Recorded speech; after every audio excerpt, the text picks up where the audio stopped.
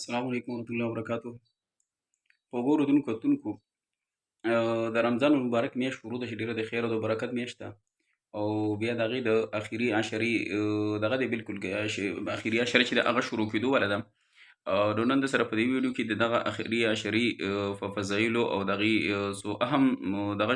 شیر کوم. خو د ټولو نه اهم دغه ده چې په دې رمضان المبارک میاشت خو ټولو چې ده د خیر او د برکت میاشت ده. یو لحظه یو سیکنډ چې دی هغه د خیر او د برکت دی. خو بیا خاص طور د اخري عشره چې ده نو دا ډېر زیاته د خیر او د برکت میاشت عشره ده. لکه حدیث مبارک راځي حضرت عایشه رضی الله عنها فرمایي چې د نبی علیه السلام به په ټول رمضان کې په عبادت کې ډېر زیات کثرت کو خو په اخري عشره کې به څه حد نه و. نو دغه مناسبت سره بیا خاص طور په دې عشره کې یوه ورځ ده چې لیلة القدر ته ویل کېږي او دغه شپې عبادت قرآن کې الله جل فرمایي چې د زرو میاشتو نه بهتر ده. نو د زرو میاشتو نه تقریبا 84 سال او څلور میاشتې خوشه جوړیږي. لکه مطلب ده چې یو مؤمن بنده هغه په دغه شپه کې عبادت وکړو لږ یا ډېرې وکړو نو داسې ده چې لکه د 84 سال او څلور میاشتې مکمل په عبادت کې تېرې کړئ. ٹھیک شو. نو دا ده چې دغه عشره ډېره د خیر او د برکت عشره ده. نو په دې یو څو کارونه پکې مختصر ده ویلو چې هغه مونږ وکړو نو انشاءالله مونږ به الله جل شانه د دغه شپې د خیر نه محروم د دغه شپې چې څومره خیر او برکت دی څومره اجر ثواب دی الله جل شانه به مونږ تاسو ته دغه را نصیب کړي. خو یو عرض دا دی چې ویډیو به که خیر لږ وشي ډېر خیر او برکت دی پکې نو ویډیو که لږ اوږده شو ویډیو به راسره ټوله ګورئ. او دویم دا دی چې د نورو مسلمانانو سره به ویډیو چې دی هغه راسره شیر کوئ ځکه چې اوس مثال په طور یو بنده دی په خپله کمزوري په خپله لږ عبادت کوي خو هغه د ویډیو شیر کړه بل یو مؤمن بنده ته ولګېده یو ورور خور ته ولګېده هغوی وکړه هغوی په دې باندې عمل وکړو نو چې هغه کوم عمل کوي د ده ورسره نو الله جل شانه به موږ ته دغه خیر او برکت رانصیب کړي او د هغوی په چې کوم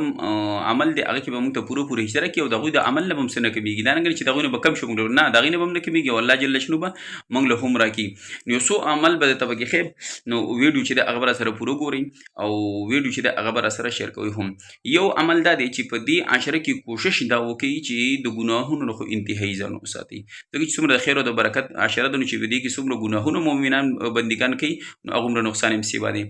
دویم عمل به دا وکړي چې په دې عشره کې د منځونو به ډېرې زیاته پابندي وکړي د جمع سره کوشش وکړي او خاص کر د ماښام ماسخوتن مونځ تراویح او د سحر مونځ خو چې جمع نه د یو مؤمن بنده نه هم قضا نه شي ځکه که لکه عام طور خلکو کې دا مشهور چې یاره د لیلة القدر ټیم بس یو سیکنډ یو نیم ټیم یو بس ایسته یو پړق وشي او خبره ختمه نه داسې نه ده.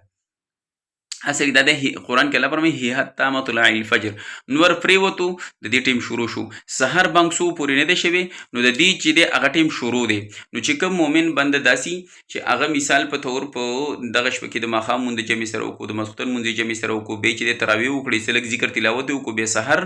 راپاڅېدو نو پېشوني ته خوراک ته هسې هم راپاسي نو که څه لږ ذکر تلاوت وکړي او 2 رکعته 4 رکعته چې دی تهجد مونځ وکړي او بیا سحر مونځ جمع سره وکړي نو الله جل شانه بیا د دغه خیر نه چې دی هغه نه محرومه کوي. دا پکې خصوصي چې د دې خیال وساتئ. دویم عمل د سوالای تسبیح مونځ کوشش پکې وکړئ لکه کم یو مؤمن بنده په دې عشره کې هر ورځ چې د سوالای تسبیح مونځ کوي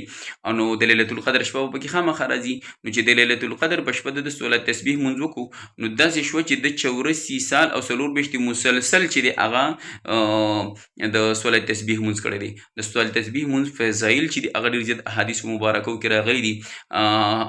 حضرت عباس رضی الله عنه نبی رسول الله وفرمایل سبا ته راشه تا ته یو بخشش درکم یو هدیه یو تحفه درته درکم چې راغی نو د سوالای تسبیح مونځ طریقې ورته وښودله نو د سوالای تسبیح طریقې ورته وښودله او ورته ویې فرمیل چې کیدای شي درنه نو په ورځ کې دا مونځ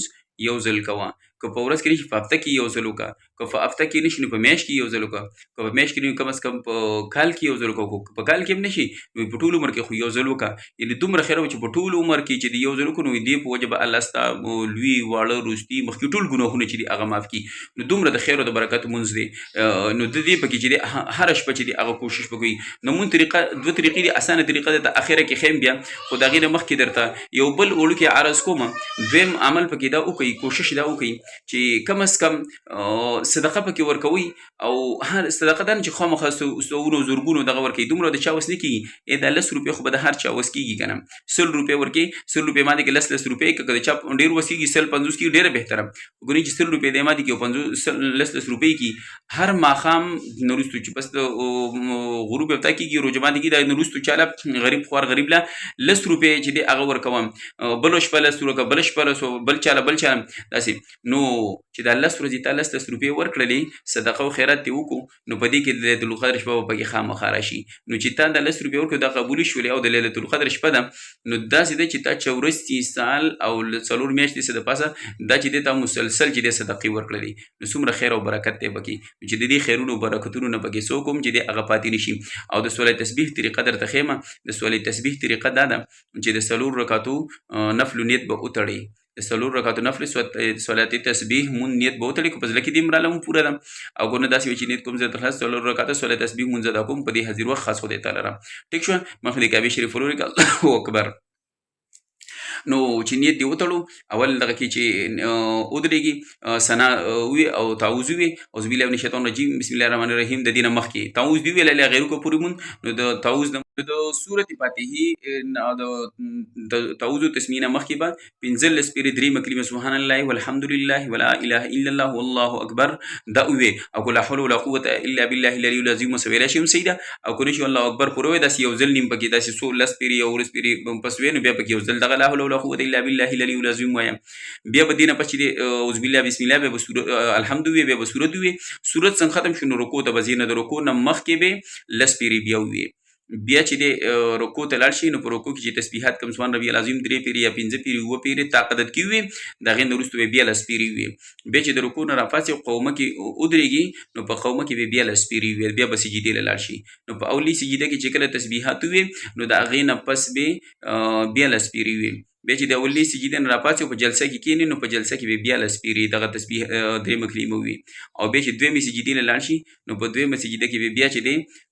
لس پیرې چې دی بیا دغه تسبیحات وي نو بس دې طریقې سره ستا یو رکعت پوره شو 4 رکعتونه هم په دقه طریقې سره دي نو په دې کې به اخیره کې چې د 4 رکعت پوره شي په 4 رکعتو کې به 300 پیرې شي نو الله جل شانه دغه خیرونه او برکتونه چې دي هغه در نصیب کړي چې د دې نه قضایي پکې را نشي کوشش پکې وکړي ان شاء الله د نورو ملګرو سره دا ویډیو ډېر زیاته شیر کړي او یو مسله کې دا یاد وساتئ یو ملګري نه پکې یو ځل چې دی هغه د تسبیحات به شو لکه رکعت سورت ختم ډایرکټ رکوع لاړی نو په رکوع کې د شل پیرې وي هغه به پوره شي یا په بل رکعت کې دغه ځای ته راورسي نو بیا د شل پیرې وي نو بیا دغه کمې چې دی هغه پوره شي نو ان شاء الله چې ویډیو مو خوښه شوي د اخري عشره د عبادت کوشش وکړو کې را روان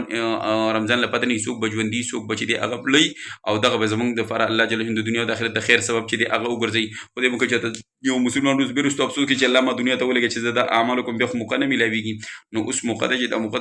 ضایع نه شي دا دومره وخت تېرېږي نو دا